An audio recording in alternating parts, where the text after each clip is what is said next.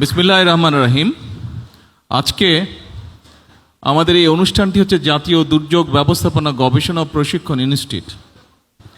অনুষ্ঠানটি অবশ্যই একটু ভিন্ন ধর্মীয় অনুষ্ঠান, কিছুটা ভিন্ন। নর্মালি আমরা যেরকম অনুষ্ঠান করে থাকি তার থেকে কিছুটা ভিন্ন ধর্মীয় অনুষ্ঠান। আজকের এই অনুষ্ঠানের সম্মানিত সভাপতি, মঞ্চে উপস্থিত মন্ত্রণালয়ের সচিব, সামনে উপস্থিত মন্ত্রিপরিষদ, জাতীয় সংসদ সদস্যবৃন্দ, উপস্থিত গাজীপুর জেলা সহ বিভিন্ন পর্যায়ের বিভিন্ন উচ্চপদস্থ কর্মকর্তাবৃন্দ প্রশাসনের, এবং উপস্থিত গাজীপুর জেলার বিভিন্ন জায়গা থেকে আগত সুধীবৃন্দ, আসসালামু আলাইকুম। আসসালামু আলাইকুম। জি, ভালো আছেন সবাই? ভালো আছেন? আচ্ছা আচ্ছা আচ্ছা। কিন্তু গরম বোধহয় বেশ পড়েছে, তাই না? গরমে তো সবারই কষ্ট হচ্ছে। আমরা যখন ছোট ছিলাম, আমার পরিষ্কার মনে আছে, গরম নিয়ে মানে স্কুলে যখন পড়তাম, স্কুলে বলতেও ক্লাস 3, 4, 5-এ যখন পড়তাম, খুব সম্ভবত এত আমরা গরম নিয়ে কমপ্লেন করতাম না, এত গরম পড়তো না। আবার একইভাবে প্রায় অনেক বছর আমাকে দেশের বাইরে থাকতে হয়েছে, বাট এর মধ্যে প্রায় যখন দেশের শীতের সময় কথা হতো, প্রায় দেখতাম আমাদের পরিচিত লোকজন, অলমোস্ট এখানে অনেকেই দলীয় লোকজন যারা আছেন, আপনাদের সাথে প্রায় আমার জুমে মিটিং হতো। দেখতাম যে খুব যে গরম কাপড় সবাই পরে আছে তা না, অনেককেই শুনতাম শীত পড়েই নেই। ডিসেম্বর জানুয়ারি মাসেও বলতো শীত পড়ে নেই, অর্থাৎ জানুয়ারি মাসে প্রথম সপ্তাহে বা দ্বিতীয় সপ্তাহ দিকে বলতো যে মাঝে মাঝে একটু শীত পড়েছে, অর্থাৎ শীতও তেমন পড়ে না।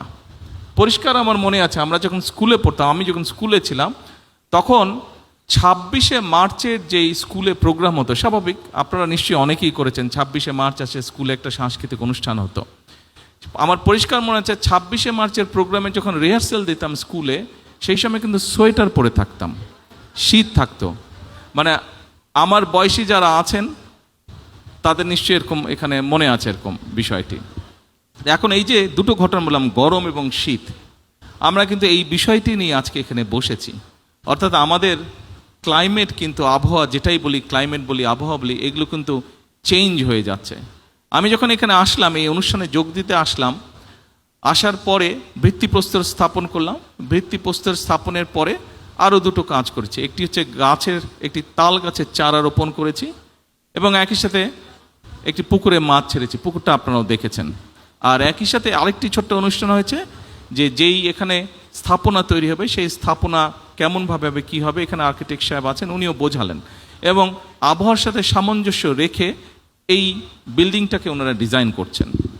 এখন এই যেই জায়গাটা করছি, আপনারা এই যেই জায়গাটা আজকে আমরা দাঁড়িয়ে আছি, আমি আসার সময় দেখলাম একটা জায়গায় বালির উপরে একটা ডিঙি নৌকার মতন বেশ বড় একটা নৌকা পড়ে আছে, নিশ্চয়ই আপনারাও দেখেছেন, একটা টার্নিংয়ের ওখানে।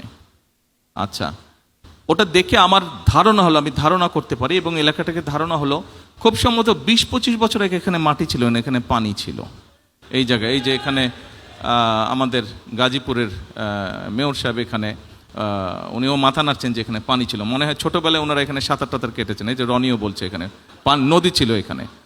তার মানে আপনারা চিন্তা করুন, আজকে আমরা যেখানে দাঁড়িয়েছি সেখানে পানি ছিল।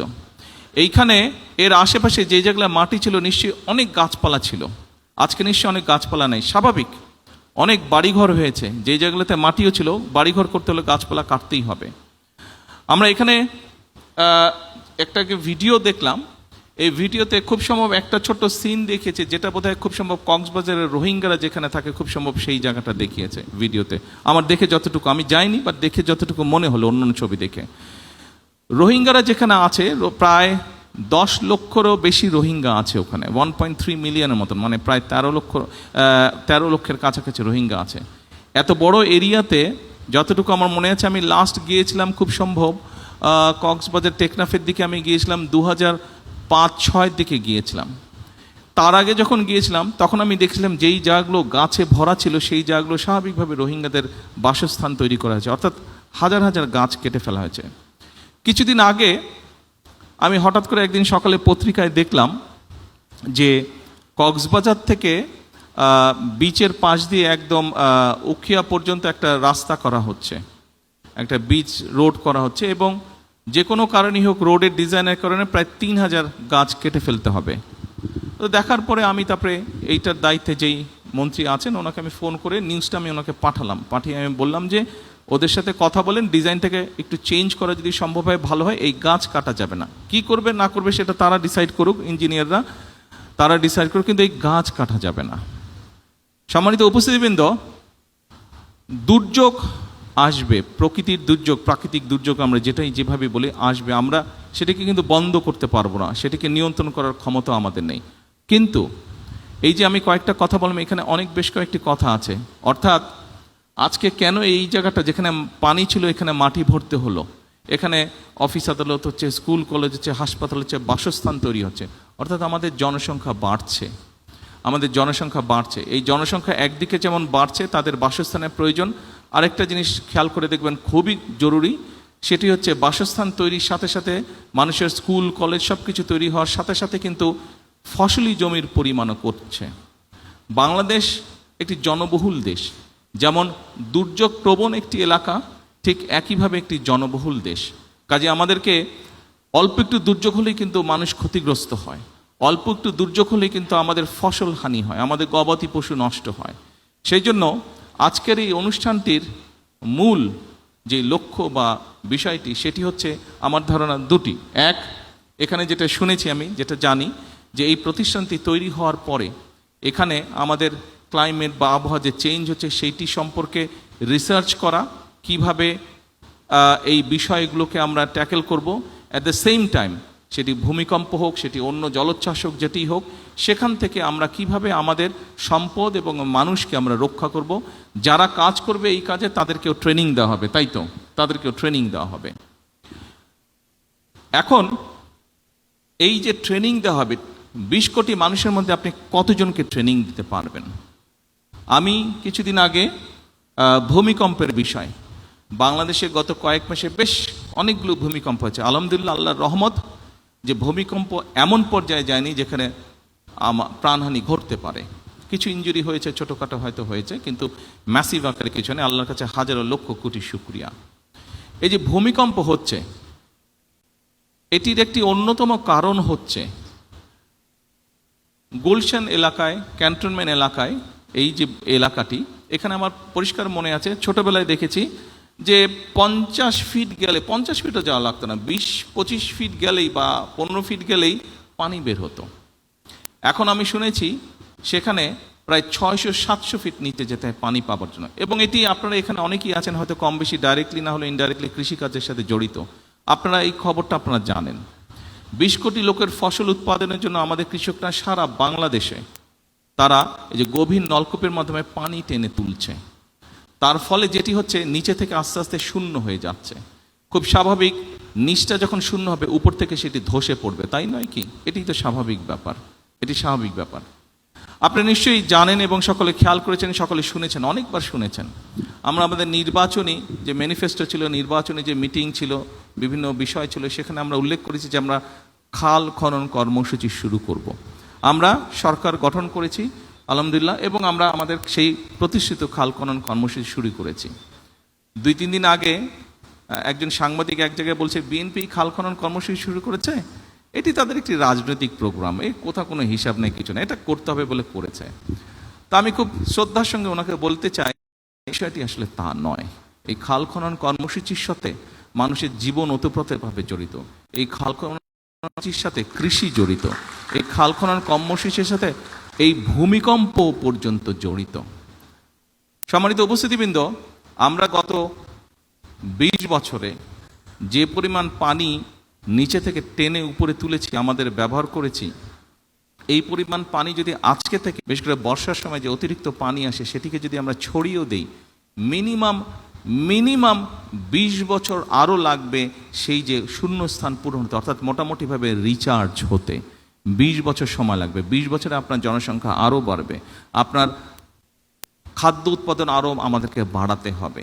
কাজেই আমাদেরকে কোনোভাবেই ভূগর্ভস্থ পানি ব্যবহার করা বোধহয় আমাদের জন্য বিপদজনক হয়ে যাচ্ছে, এবং এটিও কিন্তু দুর্যোগের সাথে সম্পর্কিত। যেভাবেই হোক আমাদেরকে খাল খনন কর্মসূচি শুরু করতে হবে। আপনারা নিশ্চয়ই পত্রিকায় দেখেছেন, কয়েকদিন আগে আমরা একটি সিদ্ধান্ত নিয়েছি যে আমাদের উত্তর অঞ্চল, দক্ষিণ অঞ্চলে বিশেষ করে রাজশাহীতে আমরা পদ্মা নদীর সাথে পদ্মা ব্যারাজ তৈরি করব আমরা, যেখানে পদ্মা ব্যারাজ এই জন্য আমরা তৈরি করব যে সীমান্তের ওপারে তারা ব্যারাজ তৈরি করার, বাঁধ তৈরি করার মাধ্যমে বিভিন্নভাবে পানি তারা নিচ্ছে, কিন্তু আমাদের কাছে যেই পানিটি আসছে শুকনো মৌসুমে হয়তো আমরা কম পাচ্ছি, যার ফলে যেটা হচ্ছে পানিতে, নদীতে পানির স্রোত কমে যাওয়ার ফলে অনেক সমস্যা হচ্ছে। আস্তে আস্তে আশপাশগুলো শুকিয়ে যাচ্ছে। আপনারা নিশ্চয়ই দেখেছেন, ছোটবেলায় আমরা দেখেছি পদ্মা নদীর এপার থেকে ওপার দেখা যায় না, এখনও দেখা যায় না, তবে তখন পানি ছিল, এখন পানি শূন্য, দেখা হয়তো এখনও যায় না এপার থেকে ওপার। কেন চাচ্ছি আমরা ব্যারাজটি করতে? এই ব্যারাজটি আমরা এই জন্য করতে চাচ্ছি যে বর্ষাই বলুন, শুকনো মৌসুমি বলুন, যখনই হোক আমাদের দেশের মানুষ, কৃষকই হোক বা যে কোনো মানুষ হোক, তারা যাতে পানি পায়।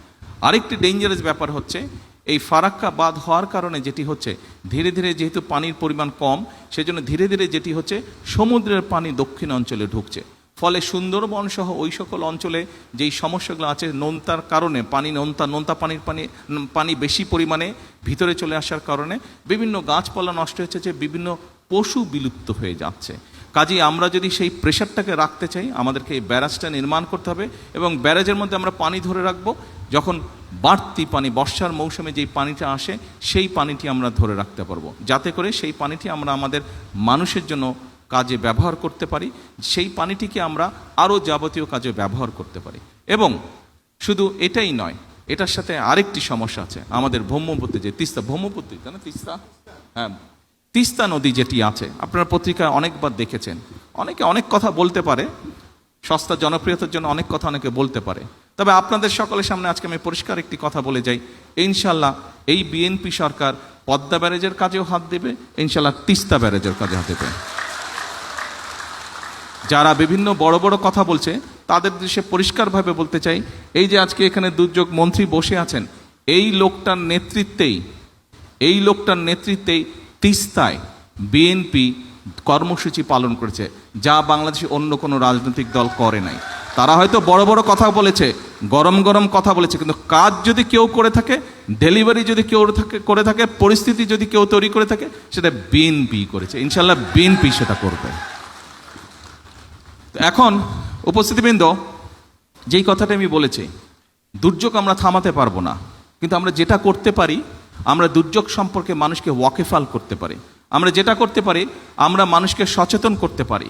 আজকে এই অনুষ্ঠানের একটি শপথ হওয়া উচিত, আমরা শুধু মানুষকে সচেতনই করব না, আমরা নিজেরাও সচেতন হব।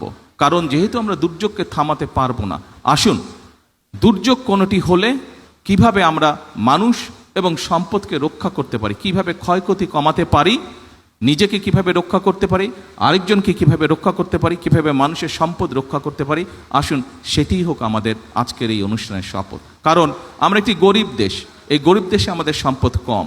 আমরা যদি সম্পদকে রক্ষা করতে পারি, আমরা যদি আমাদের সম্পদকে সঠিকভাবে দেশ এবং মানুষের জন্য কাজে ব্যবহার করতে পারি, ধীরে ধীরে আমরা অন্য একটি উন্নত দেশের মতন গড়ে উঠতে পারবো। কিন্তু সম্পদ যদি নষ্ট হয়ে যায়, আমাদের অবহেলার কারণে, আমাদের অজ্ঞতার কারণে যদি সম্পদ নষ্ট হয়ে যায়, তাহলে মানসিক কষ্টই বাড়বে, মানুষই দুর্ভোগের শিকার হবে। আসুন আমরা আজকে এখানে শপথ গ্রহণ করি, আমরা নিজেরা সচেতন হব, অন্যকে সচেতন করব, পরিবেশকে আমাদের রক্ষা করতে হবে। আমরা খাল খনন করি, আমরা বৃক্ষরোপণ করি, আমরা পানি নষ্ট আমরা কম করি, যেভাবেই হোক প্রকৃতি যেভাবে ঠিক থাকতে পারবে, প্রকৃতিকে যত কম ডিস্টার্ব করা যায়, আমরা সেই কাজটা ইনশাল্লাহ করব।